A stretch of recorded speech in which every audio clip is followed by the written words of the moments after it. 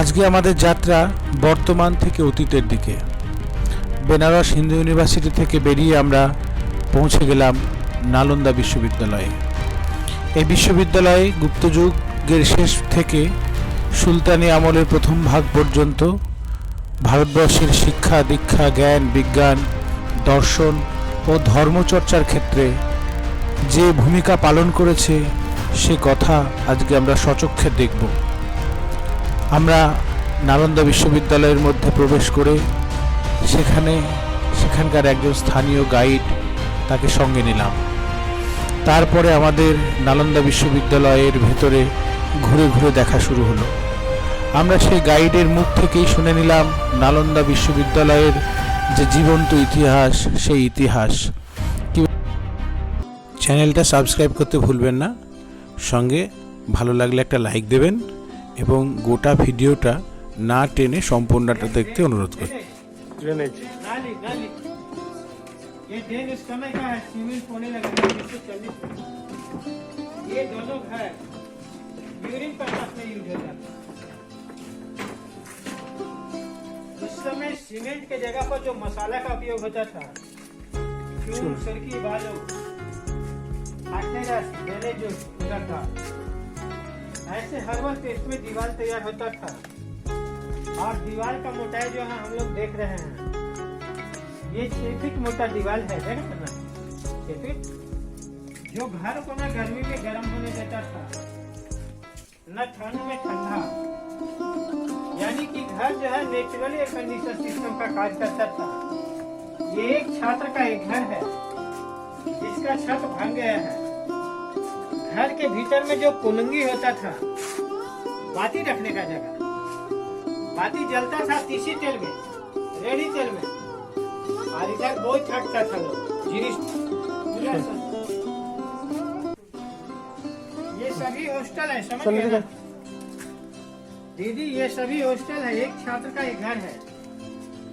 हम बता रहे थे कि विश्वविद्यालय जो था पूरे संसार में बुद्ध धर्म का प्रचार प्रसार का केंद्र रहा। भगवान बुद्ध अपने रिलीजन को लेकर के चीन, बर्मा, तिब्बत इन सब देशों में नहीं गए थे।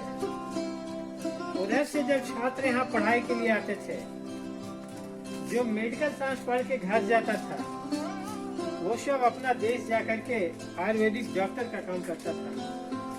जो एस्ट्रोनॉमी पढ़ के घर जाता था, वो एस्ट्रोलॉगर का काम करता था। लेकिन जो बुद्ध धर्म पढ़ के घर जाता था, वो सब अपना अपना देश में बुद्ध धर्म का प्रचार प्रसार करता था। दक्षिण पूर्व एशिया में जो बुद्धिज्म का फैलाव हुआ, विस्तार हुआ, नालंदा के छात्रों के द्वारा। अभी थंब जो है सीमेंट का तैयार होता है ना, तो उस समय पिलर पत्थर का तैयार होता था, जिसके ऊपर छत होता था। वो स्टेज भी क्लासरूम है। उस स्टेज के बीच में माँ दिखाने गुरुजी, चारों तरफ छात्र बच्चे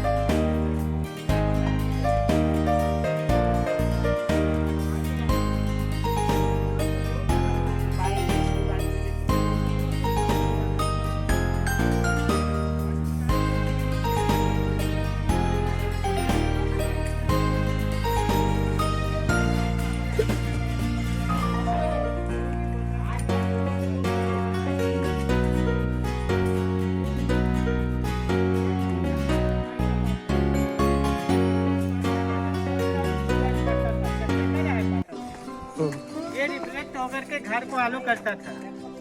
देखिए चर्चा कर रहा है, जिस समय अमेरिका यूरोप के लोग हंटिंग लाइफ स्पेंड करता था, शिकारी जीवन, नालंदा के लोग प्रकाश प्रवर्तन क्रिया का उपयोग करना चाहता था। ये रिफ्लेक्टर जो 1600 साल पहले नालंदा विश्वविद्यालय में सनलाइट मूनलाइट को रिफ्लेक्ट करने के कार्य में उपयोग में आता था। देखिए चकचक है इधर। यहाँ आइए, जहाँ हम है वहाँ आइए, यहाँ इधर इधर से देखिए पत्थर को।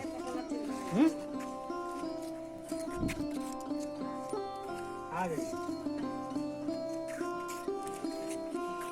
यहाँ से निकलने का कुछ बात है? नहीं, इधर से आए, उधर से निकलने का दूसरा रास्ता नहीं, टिकट करने के लिए। ये क्या है? ये एक एमनी है, कुछ नहीं।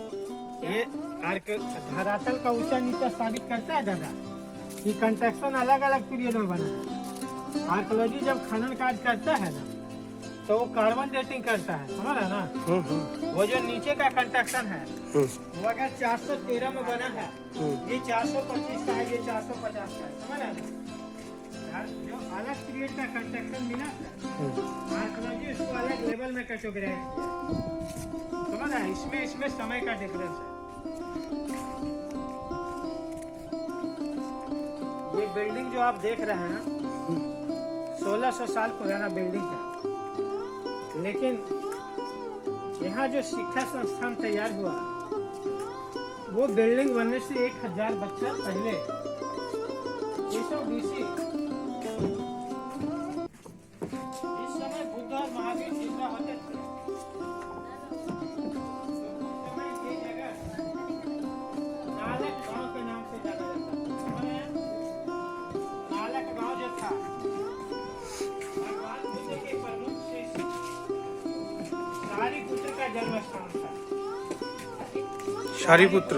हाँ, सारिपुत्र, मोगलायन, आनंद, ये सभी भगवान बुद्ध के शिष्य हैं। सारिपुत्र जब बुद्ध के प्रभाव में आकर के बौद्ध धर्म में एंट्री हुए, उस समय तक जितना सारा लोग बुद्धिज्म में एंट्री हुआ था उसमें सबसे ज्यादा तेज तराशीष बुद्ध को सारिपुत्र समझ में आया। जैसे क्लास में क्लास टीचर तेज तराज छात्र को मॉनिटर बनाता है, बुद्ध ने भी सारिपुत्र को चीफ बनाया, मॉनिटर। हम लोग जिस पे हैं ये 7वीं सदी का कॉरिडोर हो गया। मॉनिटर बनने के बाद 9वीं सदी का कॉरिडोर, ये जो टेढ़ी मेढ़ी जो दीवार दिखाई दे रही है ये 9वीं सदी का कॉरिडोर हो गई, और इसके ऊपर 9वीं सदी का बिल्डिंग था। समझी गई ना, एक के ऊपर एक जल बनता गया। कितने महीने तक नालंदा जलता रहा? 6 महीने तक जलती रही, है ना। कौन जलाया था? और क्या? तो सारिपुत्र ने क्या काम किया था? सारिपुत्र जो है अपने घर में एक ट्यूशन सेंटर शुरू किया, जहाँ छात्र मिट्टी के कुटिया में रहता था, गाछ के छांव में शिक्षा लेता था, और वो लोग अगल बगल के गांव में भिक्षाटन करता था। ये परंपरा बुद्ध के जीवन काल से स्टार्ट हुआ। जब 1000 साल बीता, 413 ख्रीष्टाब्दी आया, 413 AD आया, कुमारगुप्त देखा कि यहाँ पर बहुत सारा लोग जो है टीचिंग वर्क में इन्वॉल्व है। उसने उस गुरुकुल सिस्टम को बदला ग्लोबल यूनिवर्सिटी के रूप में। ये सब जो आग लगा हुआ देख रहे हैं ना, एक जगह में ईंट जमा हो रहा है, ये विश्वविद्यालय में आग लगने का संकेत है। इससे पता चलता है कि बख्तियार के लिए आग लगा। उन लोग का जो मिट्टी का झोपड़ी था उसको हटा करके कुमारगुप्त ये पक्का बिल्डिंग तैयार कर दिया। 1000 साल जो यहाँ छात्र लोग भिक्षाटन कर रहा था, उसके लिए उसने 200 गांव का टैक्स GST एवरी ईयर दान में दे दिया। तो ऐसे करके गुरुकुल सिस्टम को कुमारगुप्त इंटरनेशनल यूनिवर्सिटी में बदल दिया, अंतर्राष्ट्रीय विश्वविद्यालय में, जहाँ दक्षिण पूर्व एशिया से छात्र पढ़ने के लिए आने लगा। सारिपुत्र जब यहाँ मरे न सर, उनके डेड बॉडी को छात्र लोग मिट्टी से कवर किया, जो विभिन्न राजा द्वारा विकसित होते हैं नालंदा का सबसे बड़ा स्तूप। ये सामने का बड़ा स्तूप सारिपुत्र का है। जब एक आदमी के डेड बॉडी पर स्तूप तैयार हुआ सर, यहाँ एक परंपरा शुरू हो गया। उस समय छात्र और प्रोफेसर दोनों भिक्षु होते थे। छात्र पढ़ाई खत्म करके घर लौट जाता था, प्रोफेसर मरने तक भिक्षु होता था। जो मरते गया उसके डेड बॉडी पर स्तूप बनते गए। ये सब सारे स्तूप है? वो स्तूप है। ये गुफा जो है सर करकट ग्रिल का, हाँ। ये भी बुद्ध मंदिर है। खजूर गाछ से जो आगे बड़ा गुफा है वो भी बुद्ध मंदिर है। ये ऑडिटोरियम का पास है, गैलरी का विस्तार नीचे तक है। खनन कार्य में भागना तो अंदर से जा सकते हैं इधर? है।